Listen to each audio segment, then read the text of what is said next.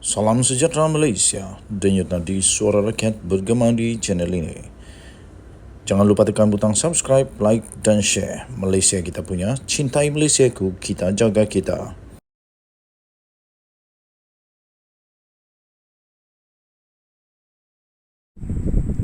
Salam sejahtera Malaysia, denyut nadi suara rakyat bergema di channel ini. Selamat menyambut hari Sabtu, selamat menyambut hujung minggu kepada anda semua, terutamanya untuk pekerja-pekerja sektor awam, untuk perkhidmatan awam yang hari ini bercuti. Selamat menyambut hari bersama keluarga. Tuan-tuan dan puan yang dihormati sekalian, salah satu misteri, saya suka dengan misteri-misteri di dalam arena politik Malaysia ini kerana ada benda yang kita tunggu, kerana ada benda yang sentiasa kita nak lihat apa yang terjadi dan seterusnya.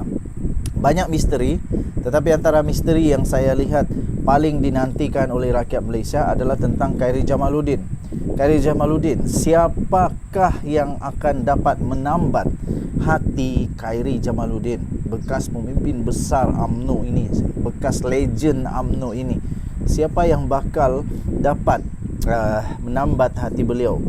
Kita sudah tahu bahawa Muhyiddin Yassin sudah pun menawarkan tawaran yang amat besar, yang kalau ada orang memang gila kuasa, memang ada mau pangkat, dengan mudah kata, ya okey, terima kasih, saya pasti masuk, kerana ditawarkan sebagai ahli majlis tertinggi ataupun AMT ke apa nama dalam bersatu, saya pun tak berapa ingat lah, tapi dia ditawarkan sebagai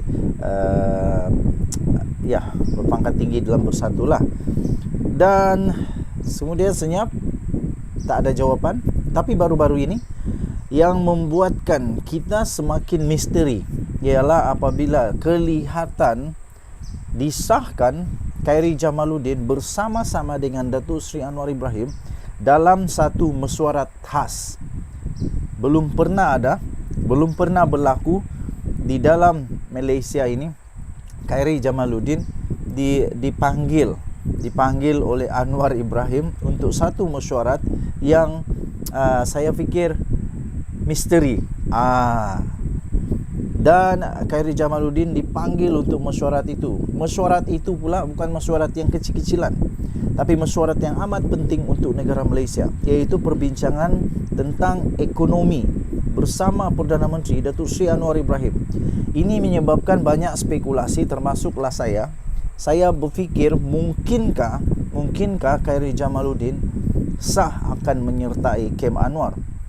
Adakah ini satu petanda besar bahawa Khairy Jamaluddin akan menyertai PKR?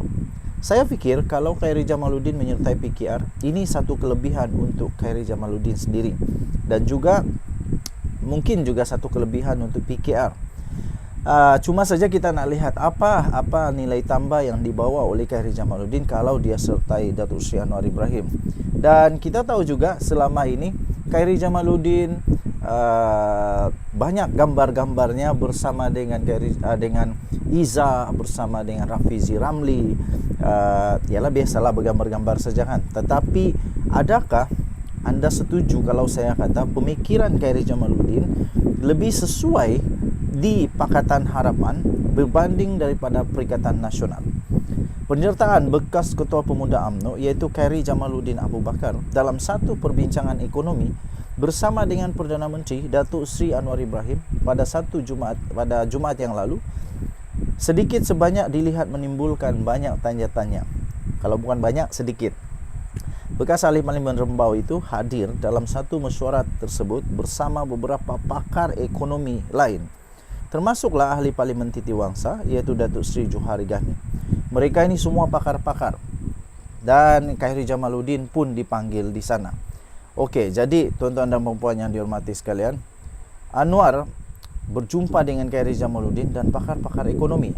Adakah ini menunjukkan bahawa Datuk Seri Anwar Ibrahim sebenarnya sangat menghargai nilai yang ada pada Khairy Jamaluddin? Perdana Menteri disahkan telah mengadakan perjumpaan dengan Khairy Jamaluddin dan juga ahli politik serta pakar industri pada petang Jumaat lalu untuk membincangkan hala tuju ekonomi negara. Tidak dapat dipastikan peranan yang dimainkan oleh Khairi Jamaluddin dalam pertemuan itu. Tapi pastinya kalau pakar-pakar berjumpa memang dia ada peranan besar. Takkanlah PM panggil Khairi Jamaluddin bersama pakar-pakar kalau tak ada peranan. Saya pikir ada peranan.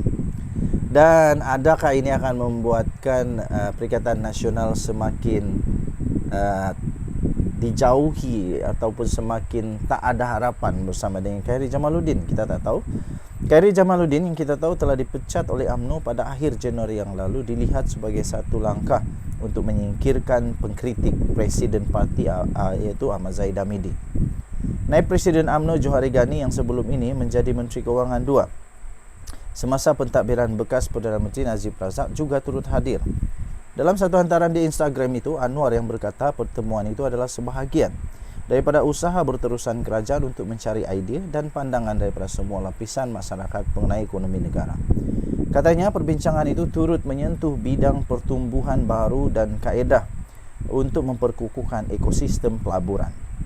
Tambahnya lagi, segala pandangan yang dikongsikan pastinya akan digunakan untuk membentuk satu naratif ekonomi madani yang sedang dirangka bagi mencorak hala tuju ekonomi negara dalam tempoh jangka masa sederhana dan panjang. Saya fikir Khairi Jamaluddin dipanggil, ini pendapat saya, mungkin Khairi Jamaluddin dipanggil dalam mesyuarat pakar-pakar ekonomi ini kerana pemikiran Khairi Jamaluddin boleh dipakai dari sudut pandang generasi yang lebih muda, lebih kompeten di dalam bidang industri, melibatkan golongan-golongan muda. Kerana kita lihat Khairi Jamaluddin dalam pengalamannya sebelum ini, beliau ada pengalaman Menteri Belia dan Sukan.